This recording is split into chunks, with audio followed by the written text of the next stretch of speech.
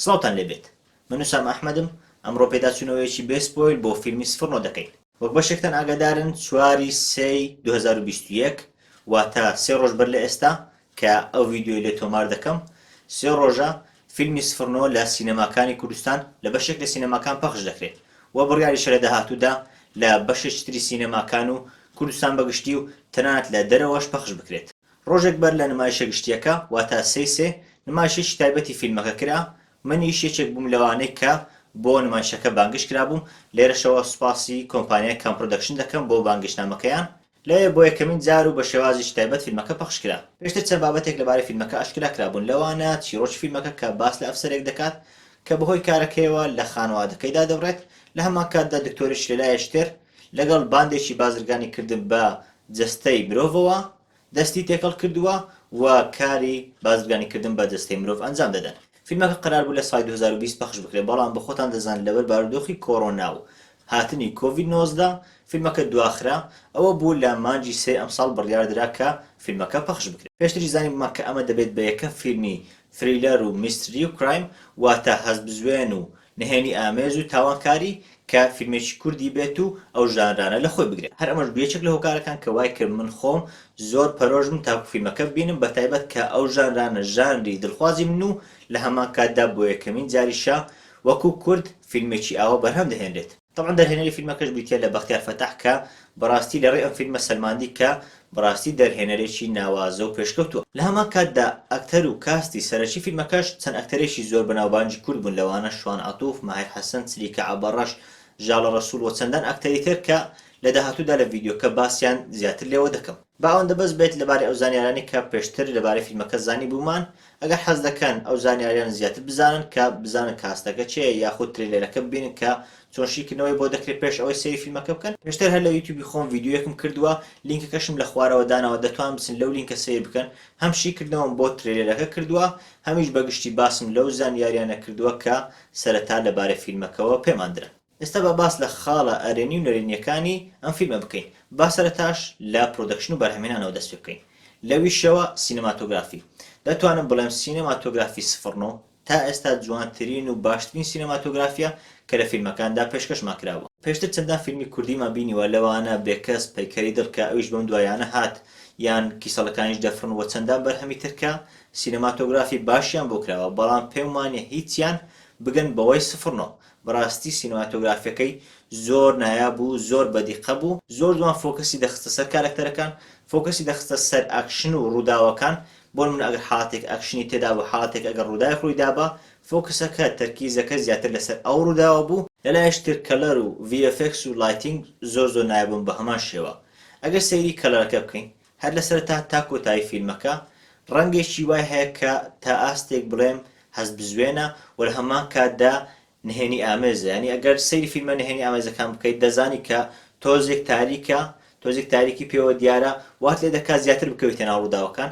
ئەوەش بە هەمان شێوە ڕەنگێکی وای پێدرا بوو کە تا ئاستێک نهێنی ئامێز و هەزبزوێن دیار بوو. لە هەمان کاتدا VFX-ەکان ئەگەر سەیری بکەین بە تایبەت لە کۆتایی فیلمەکە کە ڤیژوال ئیفێکتی زۆری تێدا بوو، دەبینین ئیفێکتەکان هیچ پێوە دیار نییە کە دەستکرد بن یاخود بە کۆمپیوتەر دروست کرابن، نەخێر، بەڵکو زۆر لە واقع دەچن. ئەگەر سەیری بۆ منە خوێنەکان بکەین وا دەزانی کە خوێنەکە ڕاستیە، یان تەقەکردنی گولەکان یان ئەو ڕووداوانێک کە پێویستیان بە ڤیژوال ئیفێکت بوو ئەگەر سەیری بکەیت هەموو ڤیژوال ئیفێکتانە زۆر لە واقعی و زۆر لە ڕاستی دەچن.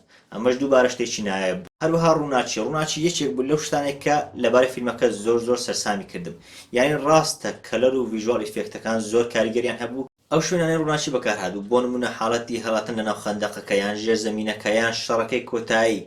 بەڕاستی ڕووناچیەکان ئەوەندە جوان بوون کە بەدیقەت ئەنجام درابوون، زۆر تەرکیزیان دەخستە سەر ئەو ڕووداوانێک کە ئێستا کاریان لەسەر دەکرا. بابەتێشتر کە لە فیلمە گرنگی پێدرا بوو لە فیلمەکانی پێشتر تا ئاستێک ئیهمال دەکرا، بابەتی ساوندتراک بوو.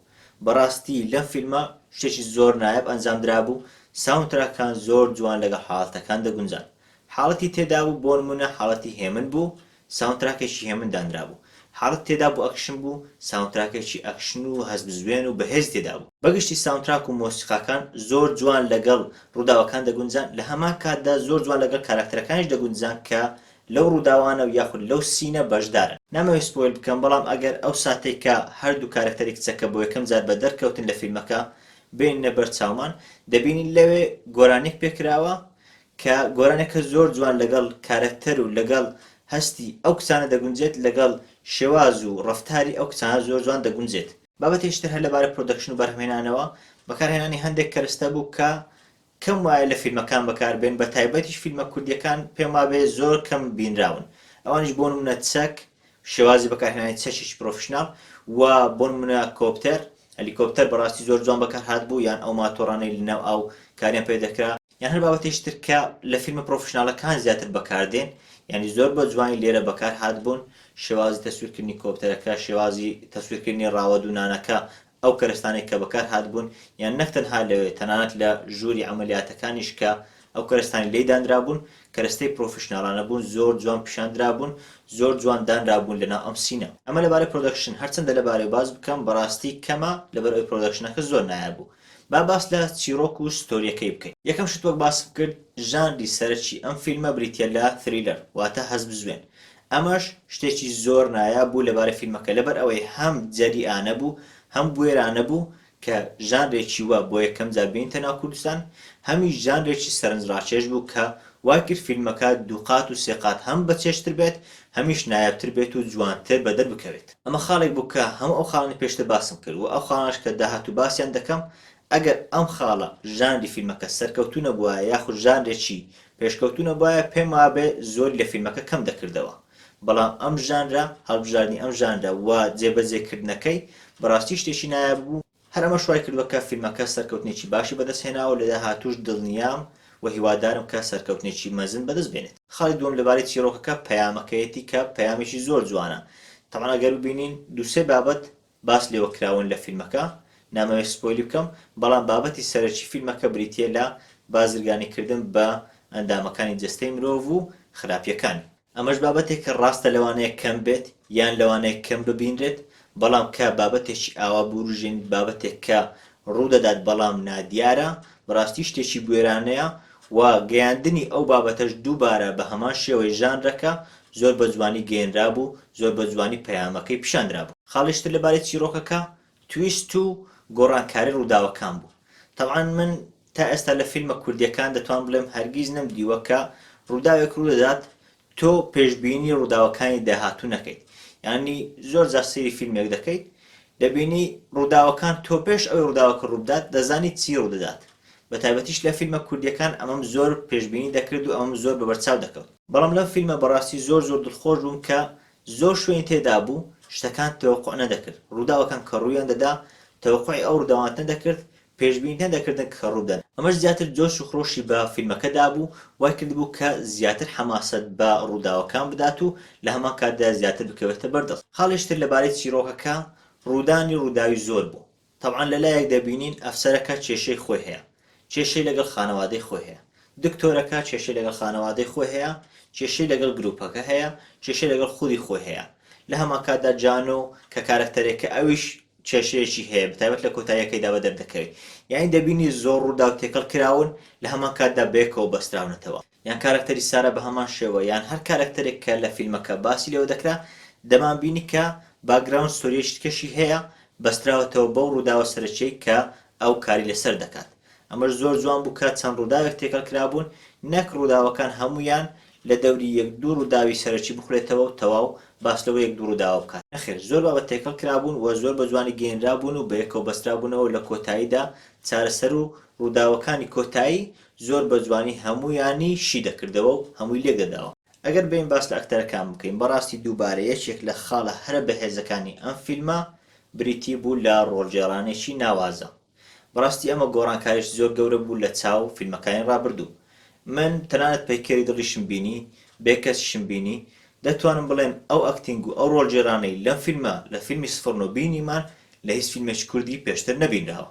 ڕاستە پێشتر لە فیلمەکانی تر جاروبارە کارکتەرێک ئەکتینگێکی زۆر نایابی دەکرد، ئەکتینگێکی باشی دەکرد، بەڵام ئەوەی جێگەی دڵخۆشی بوو لەم فیلمە زۆربەی هەرە زۆری کارکتەرەکان ڕۆڵی خۆیان زۆر بە جوانی جێڕا، ڕۆڵی خۆیان زۆر بە باشی و بە نایابی گەیاند. ئەمەش موژدەیەکی دڵخۆشکەرە بۆ داهاتوو، بەتایبەت کە بەڕای خۆم کێشەی سەرەکی فیلمە کوردیەکان و زنجیرە کوردیەکان ئاکتینگە.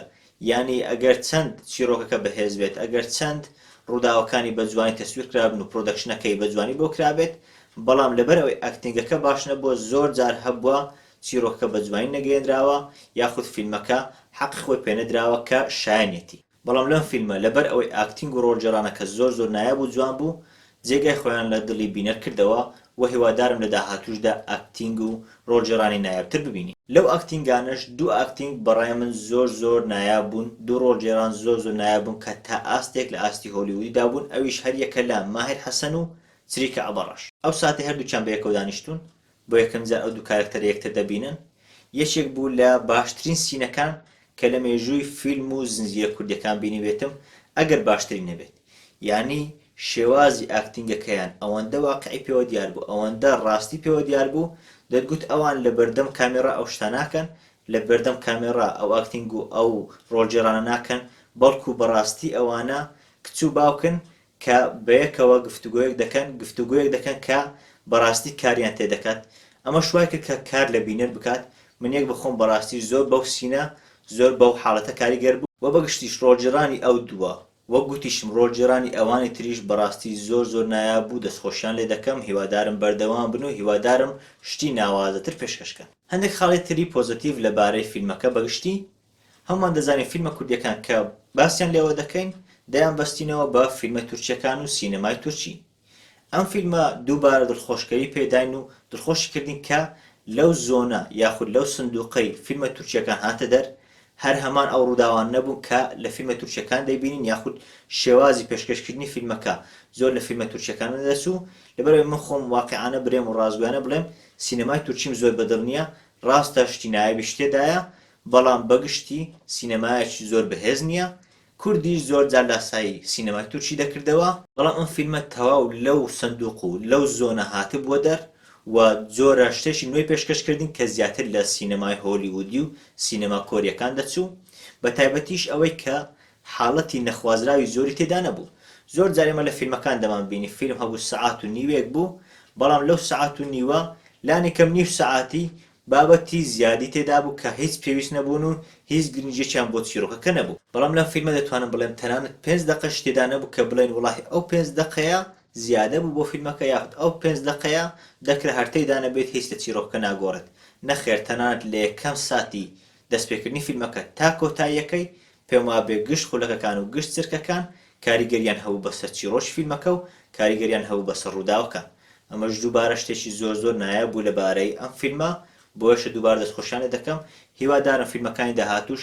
لەو زۆنە بێنە دەر و هەوڵ بدەن زۆنێک تایبەت بە خۆیان دروست بکەن و زۆنێک بێت کە کاریگەر بێت و نایابێت خاڵێشتر لەبارەی ئەم فیلمە هەندێک لەو حاڵەتانەی کە پیشان دەدران حاڵەتی نوێ بوون بەلای بینەرەوە زۆرجار ئێمە لەوانەیە هەندێک ڕووداو ببین لە هەندێک لە فیلمەکان کە لەوانەیە بۆمان باس کرابێت یاخود لەوانەیە پێشتر گوێمان لێبوو بێت یان لەوانەیە بابەتێک بێت کە زۆر گشتی بێت و زۆر باسی لێوە کرابێت بەڵام ئەم فیلمە شتێکی نوێی هێنا تەنانەت ڕووداوەکانی ناویشی بەشێک لە ڕووداوەکان شتی نوێ بوون کارکتەرەکانی جۆری کارکتەرەکان یاخود کەسایەتی کارکتەرەکان کەسایەتی نوێ بوون کە پێیان ئاشنا نەبووین بۆ نمونە دکتۆرێک لەوانەیە کەم بینی بێتمان لە فیلمەکان بە تایبەتیش دکتۆرێک کە شێوازی ڕفتارەکانی خراپ بێت یان هەندێک لە کارکتەرەکانی تر بۆ نمونە پۆلیسە ئێمە پۆلیسمان لەوانەیە بە شێوازێک بینی بێت بەڵام ئەو لێکۆڵەر ئەو پۆلیسەی لەو فیلمە بینیمان شتێکی جیاواز بوو تەنانەت هەڵسوکەوتی کارکتەرەکانیش بۆ نمونە دەبین ئەو دوو کچە بە تایبەتی یەکێکیان کە هەمیشە خەمۆکە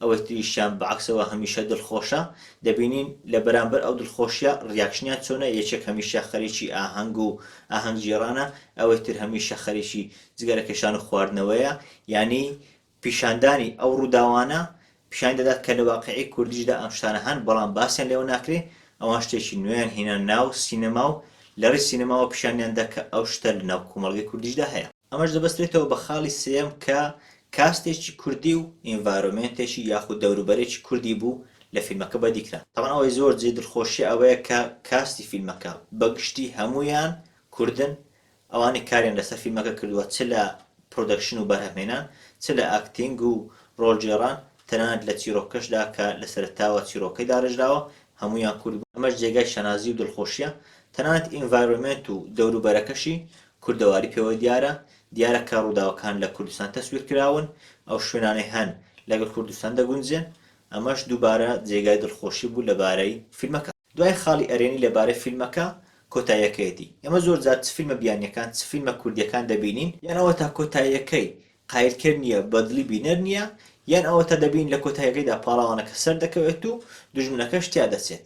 ئەمەش هەم شتێکی تەقلیدیە، هەمیش شتێکە کە خەڵک لێ وەڕەس بووە، شتێکی نوێ نییە و گۆڕانکاری لە سینەمادا دروست ناکات.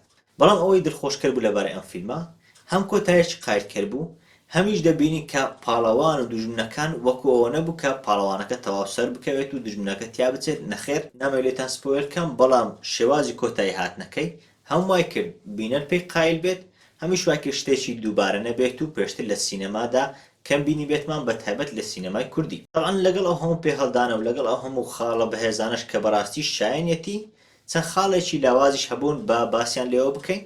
یەکەمینیان ساوند. بەڕای خۆم ساوندی هەندێک لە حاڵەتەکان تۆزێک زیاد لە پێویست بەرز بوو. لەوانەیە لە سینەمادا ئەو حاڵەتە زۆر بەدی نەکرێت، بەڵام بەیانی ئەگەر لە تەلەڤیزیۆن پەخش بکرێت یاخود لە سینەمایەک کە سەوتەکەی زۆر نایاب و بەهێز نەبێت، لەوانەیە هەز بکرێت کە لە هەندێک لە شوێنەکان سەوتەکە یاخود دەنجی مۆسیقاکە زۆر زیاترە لە دەنجی قسەکردنەکە و لە دەنجی گفتوگۆکە. ئەمە شوا لە بینەر دەکات کە ئەگەر ئەندازیاریەکی باشی دەنگ بۆ ئەو شوێنە نەکرابێت کە لێەوە دەبینێت، لەوانەیە هەندێک لە شوێنەکان وەڕەس بێت و باش لە قسەکان لێیان تێنەگات. هەر لەبارەی دەنگەوە هەز دەکرا کە هەندێک لە حاڵەتەکان دەنگ تۆزێک بەرزتر بوو لە هەندێک لە حاڵەتی تر. دەنجی قسەکردنەکە لە هەندێک حاڵەت بەرز بوو، لە هەندێک حاڵەت نزم بوو. یعنی هەست دەکرد کە نۆرمەلایزیشن بۆ دەنگەکان باش نەکراوە، لە هەندێک لە حاڵەتی کەم هەز دەکرا کە دەنگەکە بۆ نمونە تۆزێک نزمترە لەوەی پێشتر. خەڵشتی لاواز لەبارەی فیلمەکە کە دەتوانم بڵێم تا ئاستێک جێی نیگەرانی بوو، ئەویش ڕۆڵجێڕانی کارکتەرەکان بوو کە بە بیانی پیشاندرابوون. لەوێ دوو کارکتەر هەبوون کە لە فیلمەکە بە بیانی پیشاندرابوون. دەبێت هەردوو کارکتەرەکە یەکێکیان لەوە دەچێت خۆی کورد بێت، وا پیشان بدرێت کە کورد نییە، وا پیشان بدرێت کە کوردیەکەی تەواو نازانێت. یەکەیش تریش نازانم بەشێکی بە ئینگلیزی بە تاوی قسەی کرد، بەشێکی بە کوردی تەواو قسەی کرد. نازانم باش سەرم لێ دەرنەچوو کە ئەوە کوردیەکەی دەزانی یان ئینگلیزیەکەی دەزانی، بۆ نیوەی هەمووی بە کوردی بوو، نیوەکەی تری هەمووی بە ئینگلیزی بوو. ئەوە تا ئاستێک جێگای گومان بوو بەلای منەوە. خەڵشتر کە دڵنیا بەرهەمهێنەرانی فیلمەکە بەو نیەتە وایان پیشان نەداوە کە ئێستا باسی لێوە دەکەم، بەڵام لەوانەیە هەندێک جار وە ببینرێت. ئەوی شێوازی پیشاندانی خاوەن پێداویستی تایبەتیەکان و کەمایەتیەکان بوو. دەبینین یەکێک لە کارکتەرە سەرەکیەکان، کارکتەرە خراپەکان خاوەن پێداویستی تایبەتە و قەمبورە، و یەکێشتریشیان لە ئەسڵدا خەڵکی کوردستان نییە و بەڵکو ئاوارەیە. لێرە ئەو دوو کارکتەرە کە کارکتەری خراپ بوون دەکرا لەڕێی کارکتەری ئاساییەوە پیشان بدرێن، واتە دەکرا کارکتەرێکی خراپ قەمبور نەبێت، یاخود دەکرا کەسایەتێکە خەڵکی کوردستانی خۆمان بێت. دڵنیاشم کە بەرهەمهێنەران بەو نیەتەوە نەکردووە کە ئەوانە بەخراپە پیشان بدەن، بەڵام لەوانەیە هەندێک جار ئەو ببێتە ڕەخنەیەک بەسەر فیلمەکانەوە. پێم وابوو دەکرا خۆ لەو ڕەخنەیە بپارێزرێت، دەکرا ئەو دوو کارکتەرە ئەو سیفاتەیان پێنەدرێت و هەر لە هەمان کاتدا کارکتەری خراپیش بن و هیچ کێشەیەکی بۆ فیلمەکە دروست نەدەکرد. خاڵشتر کە دووبارە دەتوان بڵێت تا ئاستێک لاواز بوو لەبارەی فیلمەکە، ئەوش ئەکتەرەکان بوون کە هەڵبژێردراون بۆ فیلمەکە. دەبینی زۆربەی ئەکتەرەکان کەسایەتی ناسراون لە سینەمای کوردی. ڕاستە ئەمە یەکێک بوو لە هۆکارەکان کە وای کە فیلمەکە زۆر سەرکەوتوو بێت، بە تایبەت لە بابەتی ئاکتینگ. بەڵام پێشتریش لە فیلمی بێکەس بینیمان کە ئەکتەرە نوێکان دەتوانن بە هەمان شێوە ڕۆڵێکی نایاب بجێڕن ئەگەر سکریپتێک و ئەگەر چیرۆکێکی جوان هەبێت، ئەگەر پرۆدەکشنێکی جوان هەبێت و ئەگەر ماندووبوونێکی باش هەبێت لەلایەن ئەکتەرەکانەوە. بۆیە پێم باش بوو لانی کەم یەک دوو کارکتەری سەرەکی کەسایەتی نوێ بن، پێشتر کەم دیترابن لە فیلمەکان و پێشتر کەم دیترابن لە سینەمای کوردی. پێم وابێ شتێکی جوانتر دەبوو. هیوادارم لە داهاتوودا گرنگێکی باشتر بەمە بدرێت. دەتوانم بڵێم خاڵ لاوازەکانی فیلمەکە بەگشتی هەر ئەوەندە بوون. ئەوانەش بەشێکیان لەوانەیە هەر بەو نیەتە نەکرابن، بەشێکیان لەوانەیە لە داهاتوودا بکرێت چا بکرێنەوە. هیوادارم چا بکرێن. دەکرێت منیش هەڵە بم لەوانەیە هەندێک لەو ڕەخنانە بەعەکسەوە زیاتر گرنگیان بە چیرۆکەدا بێت، بەڵام بەلای منەوە ئەمانە وایان کرد کە تا ئاستێک چیرۆکە و فیلمەکە بەلاوازی بەدەر بکەوێت، بەڵام لەگەڵ ئەوەشدا فیلمێکی زۆر بەهێز بوو. هەر بۆیەشە با باس لە ڕێتینگ و هەڵسەنگاندنی ئەم فیلمە بکەین. من خۆم تا ئێستا لەوەتەی فیلمە کوردیەکانم بینیوە، تەواان بەشێکی زۆری فیلمە کوردیەکانم بینیوە، پێم وابێ فیلمی سفڕنۆ دێتە پلەی یەکەم و باشترین فیلمی کوردیە کە تا ئێستا بەرهەمهێنراوە. هیوادارم فیلمی تری باشیش لە داهاتوودا ببینین. هەر بۆ ئێشە من ڕێژەی 9 لە 10 پێدەدەم و بە باشترین فیلمی کوردی هەژمار دەکەم. بەو شێوەیەش پێش فیلمەکانی بێکەس کە 8 لە 10 پێداوە و پەیکەری دڵ کە 7 لە 10 پێداوە دەکەوێتەوە و فیلمی 09 دەبێت بە یەکەم فیلم و دڵخوازترین فیلمی کوردی من. هەر بۆیش پێشنیاری دەکەم ئاوی لێ مەخۆنەوە، هەر ئێستا بڕۆن بلیتەکان بکڕن. پارەی بلیتەکە چنیە بۆ فیلمێکی ئاوا ناوازە، بەتابێت هەم دەبێتە پشتگیریەک بۆ بەرهەمهێنەران و ئەکتەرانی ئەم فیلمە، هەمیش لە هەمان کاتدا دەستی شتێکی ناوازە دەبینیت، بەتایبەت کە ئەو شتە شتێکی خۆماڵیە و کوردیە. بە لەوەی کۆتایی بە ڤیدیۆکە بێنم، دووبارە دەکەمەوە ڤیدیۆیەکم پێشتر کردووە، شیکردنەوەیەک بۆ تریلەری فیلمەکە دەکەم و هەندێک لەو بابەتانە باس لێوە دەکەم کە پێش ئەوەی فیلمەکە بڵاو بکرێتەوە زانیاریمان لەبارەوە پێدرا بوو. و لە ئینستاگرامیش پێداچوونەوەیەکی کوردی نووسینەشیم بۆ کردووە کە لینکی ئینستاگرامەکەم لە خوارەوە داناوە، دەتوان بچن پێداچوونەوەکە بخوێنەوە لە کۆمنت شڕای خۆتان دەربڕن کە ئاخو فیلمەکە بەلای ئێوە چۆنە. ئەمە پێداچوونەوەیەکی بێ سپۆیلی فیلمی 09 بوو. دووبارە دەکەمەوە، هیوادارم بچن و سەیری بکەن و چێژی لێ ببینن. من ئوسامە ئەحمەدم، هەر بەختەوەر بن.